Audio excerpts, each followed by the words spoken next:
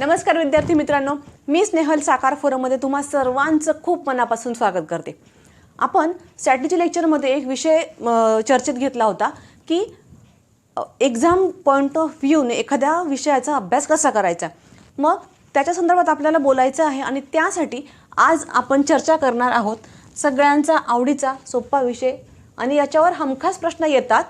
Topic माहीत असतो, परंतु आपल्याला याच्यावरचे प्रश्न कशा पद्धतीने सॉल्व्ह करायचे आहेत याच्यामध्ये आपला बऱ्याचदा गोंधळ होतो. तर आपण प्रश्नांच्या स्वरूपामध्ये याचा अभ्यास करायचा आहे. बघा, या टॉपिकसाठी तुमचं जे बेसिक आहे, करेक्ट, हे बेसिक तुम्हाला काय आहे माहीत आहे. आत्ता इथून पुढे आपल्याला बेसिकवर बोलायचं नाही. तुम्ही वाचलेलं आहे, तुम्ही अनेक वेळा अभ्यास केलेला आहे. आपल्या इथून पुढे येणाऱ्या प्रत्येक लेक्चरमध्ये आपण फक्त या टॉपिकवर प्रश्न कसा येऊ शकतो, करेक्ट, तर त्याच्याबद्दल आपल्याला विचार करायचा आहे आणि अर्थात ते प्रश्न सॉल्व्ह करायचे आहेत. बघा, प्रश्न पहिला आहे फिल इन द ब्लँक्स. एक शब्द दिलेला आहे, एक वाक्य दिलेलं आहे आणि तुम्हाला त्याचे काय दिलेलं आहे, 4 ऑप्शन्स, करेक्ट. प्रश्न आहे here dash dash our chief guest आणि पुढे आहे कमिंग, कम, केम आणि कम्स. ओके, बघा, here dash dash our chief guest म्हणजे काय, आमचे चीफ गेस्ट येत आहे, करेक्ट. अशा अर्थाचं काय आहे हे वाक्य आहे. मग बघा, ज्यावेळेस आपल्याला एखादं व्यक्ती येत आहे म्हणजे येण्याची क्रिया जी आहे ती काय आहे, सुरू आहे. मग तुम्हाला सगळ्यांना माहीत आहे की जेव्हा आपण एखादा व्यक्ती एखादी क्रिया करत आहे, correct, action is going on, action सुरू आहे असं जेव्हा आपण म्हणतो त्यावेळेस आपण काय वापरतो, continuous tense, present continuous tense. परंतु बघा, अशाच ठिकाणी तुमचं उत्तर चुकण्याची दाट शक्यता आहे. तर आता इथं काय, here comes our chief guest, तुम्हाला उत्तरच सांगितलं गेलं माझ्याकडून ॲक्च्युली. तर ते उत्तर याचं आहे option number D, comes. Here comes our chief guest. इथं कमिंग न येता कम्स येण्याचं कारण असं आहे की त्यावेळेस आपल्याला काय आहे, तो जो व्यक्ती आहे तर त्या व्यक्तीला आणि त्याच्या ॲक्शनला काय दिलेलं असतं, महत्त्व दिलेलं आहे. तर त्यासाठी आपल्याला तुम्हाला काय वापरायचं, तिथं सिम्पल प्रेझेंट टेन्स वापरायचं आहे. आता इथं जरी हे कमिंग आहे, परंतु इथं तुम्हाला ॲम, इज, आर असं काहीही दिलेलं नाही आहे, करेक्ट आहे. म्हणून हे तर ऑप्शन तुमचं येणार नाही. बघा, यामध्ये अजून एक उदाहरण असं दिलं जातं की ज्यावेळेस आपण बघा, ऑफ गोज द प्लेन, जेव्हा विमान काय करतं, आपली काय म्हणतो त्याला आपण, जेव्हा विमान सुरू होतं, चालू होतं, तर ती जी ॲक्शन आहे तर त्या ॲक्शनला महत्त्व आहे. इथं सुद्धा काय आहे, तो व्यक्ती येत आहे, त्याच्या येण्याच्या ॲक्शनला खूप इम्पॉर्टन्स आहे. म्हणून आपल्याला काय वापरायचं इथं, सिम्पल प्रेझेंट टेन्स वापरायचं. इथं आय एन जी येणार नाही. हा काय, कम, केम आणि कम म्हणजे हा काय, हे क्रियापदाचं दुसरं रूप आहे म्हणून हे देखील येणार नाही. आणि कम तर येणारच नाही, कारण जरी हे काय क्रियापदाचं पहिलं रूप, परंतु इथं जो चीफ गेस्ट आहे हे काय आहे, थर्ड पर्सन सिंग्युलर प्रोनाऊन. जर त्याचं प्रोनाऊन केलं तर मग त्या काय येईल, मग त्याच्यासमोर व्ही व्हर्बला काय लागतं, यस किंवा इयस प्रत्यय लागतं. म्हणून आपण काय घेतलं, here comes our chief guest. मग याच्यात काय लक्षात ठेवायचं की ज्या वेळेस तुम्हाला एखादी ॲक्शन खूप महत्त्वाची आहे असं जेव्हा सांगितलं जातं, असं जेव्हा दिसून येतं, तर त्या ठिकाणी काय वापरायचं आहे आपल्याला, सिम्पल प्रेझेंट टेन्स वापरायचं आहे. ठीक आहे, ओके. चला पुढचा प्रश्न बघूयात. बघा, आता 4 वाक्य दिलेली आहेत आणि त्या वाक्यांपैकी काय चूक, काय बरोबर आणि कशामध्ये आपण कन्फ्यूज होतो. आता तुम्हाला चार प्रकारचे वाक्य येऊ शकतात का, तर हे बघा, MPSC बऱ्याचदा आपल्याला हा प्रश्न विचारते की खाली 2 वाक्य दिलेली आहेत किंवा 3 वाक्य दिलेली आहेत आणि त्या वाक्यांपैकी 1 बरोबर, 2 बरोबर किंवा सर्व बरोबर, म्हणजे काय बरोबर काय, चूक काय, हे आपल्याला ओळखायचे. आपण पहिल्यांदा वाक्य बघू. बघा, what she knows about you, question mark. हे काय आहे, प्रश्न विचारलाय. पुढे काय, what does she know about you. आता सुरुवातीला आपण फक्त या दोघांबद्दल चर्चा करायची. बघा, इथं व्हॉट आहे, इथं व्हॉट आहे, परंतु इथं तुम्हाला डायरेक्ट काय घेतलेलं आहे, सब्जेक्ट घेतला आहे. आणि इथं हे काय घेतलेलं आहे, हे काय आहे, हेल्पिंग वर्ब घेतलेला आहे. इथं नो आहे, इथं नोज आहे, म्हणजे हे काय, V1. हा टेन्स कोणता आहे, सिम्पल प्रेझेंट टेन्स. मग बघा, आता जर तुम्हाला स्ट्रक्चर आठवत असेल, सिम्पल प्रेझेंट टेन्समध्ये आपण जसं क्वेश्चन करतो आपल्या बॅचमध्ये, जी आपल्या साकार फोरम या ॲपवरती अवेलेबल आहे, तर बॅचमध्ये देखील शिकवल्यानंतर आपण हे जे प्रश्न आहे अशा प्रकारचे प्रश्न पाहिलेले आहेत. परंतु इथं आता बघा मी काय सांगते, ठीक आहे. मग ज्यावेळेस आपल्याला प्रश्न विचारला जातो किंवा जेव्हा आपल्याला प्रश्नार्थक वाक्याचं स्ट्रक्चर बनवायचं असतं तेव्हा आता व्हॉटने काय प्रश्नाची सुरुवात झालेली आहे, प्रश्न विचारण्यासाठी व्हॉट वापरलेला आहे. परंतु नंतर आपल्याला काय करावा लागतो, डायरेक्ट हेल्पिंग वर्ब घ्यावा लागतो. वरच्या वाक्यामध्ये what she knows about you question mark आहे, आपण बोलताना देखील त्याचा प्रश्नासारखाच वापर करतोय. परंतु हे जे वाक्य आहे हे वाक्य चूक आहे, कारण की याच्यानंतर काय घेतलं आहे, सब्जेक्ट घेतलेला आहे. आणि खालच्या वाक्यामध्ये काय आहे, प्रश्न विचारायला सुरुवात केली, does she know about you. हे काय आहे, हेल्पिंग वर्ब घेतलेला आहे, हेल्पिंग वर्ब. आणि त्याच्यामुळे आता इथं डज घेतलाय म्हणून आपण इथं क्रियापदाला यस किंवा यस लावलेला नाहीये. करेक्ट. हे काय तुमचं V1. मग ऑप्शन बी हे काय तुमचं करेक्ट उत्तर आहे. अशा प्रकारचे प्रश्न विचारायला MPSCला आवडतं आणि खूप खूप छोटा फरक आहे दोघांमध्ये. जर समजला नाही, आपल्याला माहीत असतं परंतु ऐन परीक्षेच्या वेळेस आपल्याला ही गोष्ट क्लिक होत नाही. आणि त्यासाठीच आपण अशा जे म्हणजे हे जे सिरीज आहे ते घेऊन आलेलो आहोत की अशा कोणत्या बारीक बारीक गोष्टी आहेत की ज्याच्यावर आपल्याला प्रश्न विचारला जाऊ शकतो. तर ते होतं एक, प्रश्नासाठी काय आलं पाहिजे, नेमकं प्रश्न विचारायचं. इथं व्हॉट असला, इथं व्हॉट एव्हर काही येऊ देत, परंतु प्रश्न विचारलेला असेल तर काय आलं पाहिजे, लगेच हेल्पिंग वर्ब. आणि फक्त इथं सिम्पल प्रेझेंट टेन्स आहे म्हणून आपण डस घेतलाय. बाकी कुठल्याही टेन्सनुसार त्या टेन्सला करेक्ट असेल असं हेल्पिंग वर्ब वापरायचे. आता पुढे बघा, हे झालं, हा विषय संपला. करेक्ट. आता बघा, I don't know what she knows about you. आणि पुढे काय, I don't know what does she know about you. आता बघा, वरतच आपण घेतलेलं आहे काय, what she knows about you. परंतु ह्या वाक्यामध्ये I don't know what she knows about you, मला माहीत नाही तिला तुझ्याबद्दल काय माहीत आहे. करेक्ट. मग या वाक्यामध्ये हा जो व्हॉट आहे ना, हे काय करतो, आय डोंट नो आणि शी नोज अबाउट यू याला जोडण्याचं काम करतोय, कंजंक्शनचं काम करतोय. मग त्यासाठी बघा, ह्या व्हॉटच्या समोर तुम्हाला इथे हेल्पिंग वर्ब दिसतोय का, तर नाही. मग ज्यावेळेस एखादा प्रश्न, आता हे काय झालेलं आहे, तुम्हाला आपण जसं बॅचमध्ये बघितलं होतं की याला आपण काय म्हणतो, कंजंक्शन. हे दोन वाक्य जोडण्याचं काम करत असतं. करेक्ट. मग ज्यावेळेस दोन वाक्य जोडण्यासाठी एखाद्या प्रश्नार्थक शब्दाचा जर वापर होत असेल तर त्यासाठी लगेच काय आहे, हेल्पिंग वर्ब यायला नको.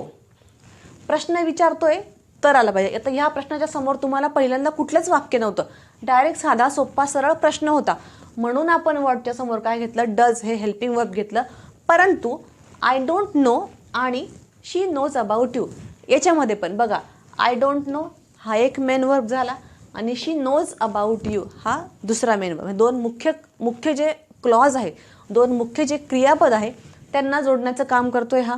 आणि म्हणून या व्हॉटच्या नंतर इथं हेल्पिंग वर्ब यायला नको.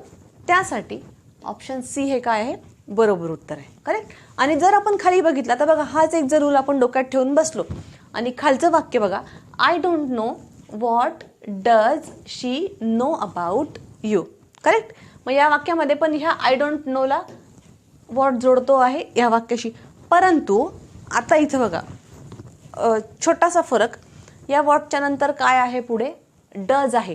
मग व्हॉटच्या नंतर लगेच डज आला तर तो काय होतो, तो प्रश्न बनतो. परंतु इथं हा व्हॉट प्रश्नासाठी आलेला आहे का, तर नाही. म्हणून आपल्याला काय करायचं आहे, हे जे वाक्य आहे डी हे चुकीचं वाक्य आहे. कारण इथं कंजंक्शनच्या समोर लगेच काय आलेलं आहे, हेल्पिंग वर्ब आलेलं आहे. परंतु कंजंक्शनच्या समोर हेल्पिंग वर्ब येत नाही. ते केव्हा येईल, ज्यावेळेस आपल्याला असा प्रश्न विचारायचा असेल. परंतु इथं प्रश्न आहे का, नाही. हे काय स्टेटमेंट आहे, दोन वाक्यांना जोडण्याचं काम केलं आहे इथं व्हॉटने. आलं लक्षात. तर बघा, साधं सोपं सरळ, जेव्हा काय असेल प्रश्न विचारायचा असेल तर तेव्हा हेल्पिंग वर्बने काय झाली पाहिजे, वाक्याची सुरुवात झाली पाहिजे. आणि जेव्हा जर कंजंक्शन म्हणून जर आलेलं असेल तर त्यावेळेस आपल्याला हेल्पिंग वर्ब यायला नको आहे. ठीक आहे. बस, जर अशा प्रकारचे प्रश्न आले तर प्लीज हे लक्षात ठेवा आणि अशा पद्धतीनेच ते सॉल्व करा. पुढे बघू आपण, I dash dash yesterday. Option बघा, हॅव कम, वॉज कमिंग आणि हॅड कम आणि केम. आता हॅव कम म्हटल्यानंतर हा कुठला टेन्स आला बरं? Subject have plus V3, present perfect. हा काय आहे? Past continuous. हा काय आहे? Past perfect. आणि हा काय आहे? Simple past. आता या वाक्यामध्ये आपल्याला यस्टरडे म्हणजे काय? काल. मग जेव्हा आपल्याला वाक्यामध्ये एक विशिष्ट वेळ, आता इथं काल म्हटलेलं आहे, परंतु या ठिकाणी एखादी डेट येऊ शकते, एखादा दिवस येऊ शकतो किंवा एखादं इयर देखील येऊ शकतं, बरोबर?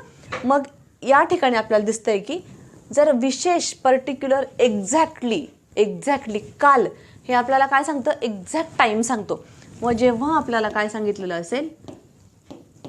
एक्झॅक्ट टाईम दिलेला असेल प्रश्नामध्ये, तर त्यावेळेस आपण सरळ सरळ काय करायचं आहे? सिम्पल पास्ट टेन्सचा वापर करायचा आहे.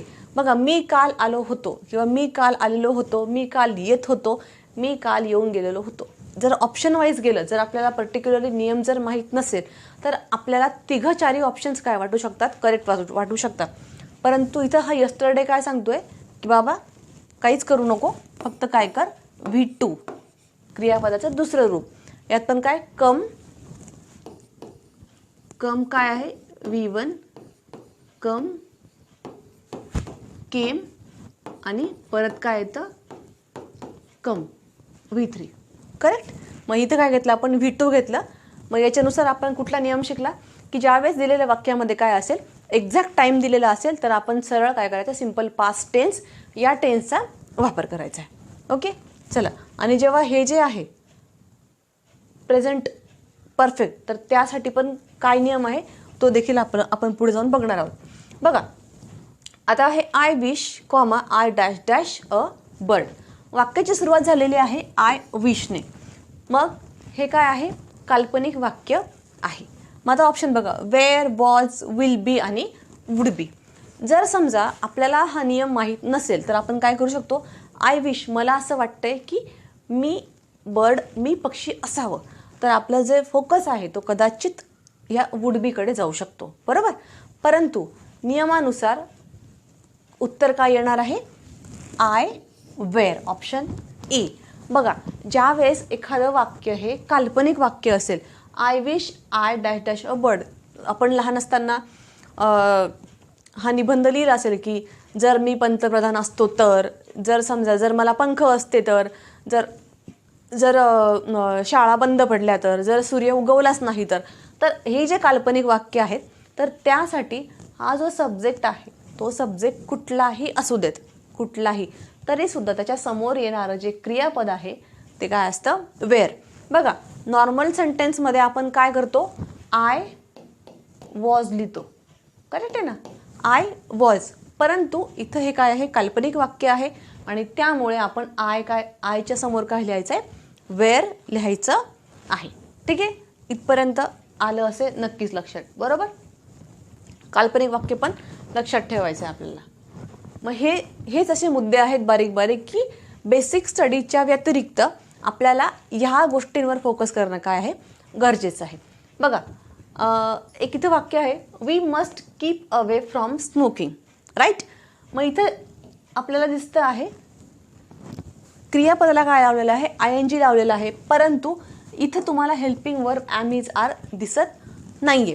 तर बघा, इथं काय आहे? हे काय आहे? प्रेपोजिशन आहे, बरोबर? मग we must keep away from smoking हे वाक्य काय आहे? बरोबर.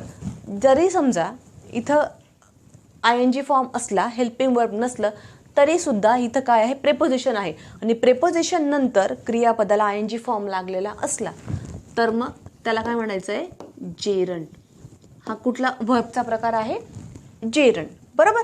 आणि जर हेच वाक्य मी असं लिहिलं, वी मस्ट कीप